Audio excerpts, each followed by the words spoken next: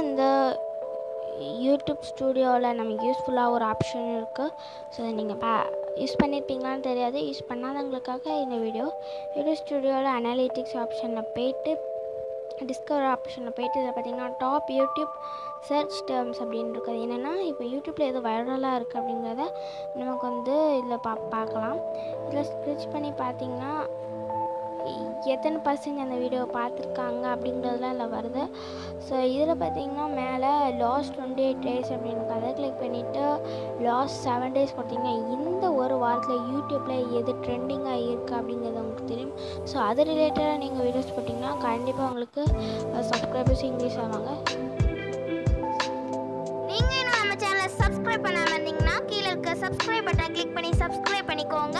கூடவே இந்த பெல் ஐக்கனை கிளிக் பண்ணிக்கோங்க. தினமும் புத்தம் புதிய வீடியோக்கள்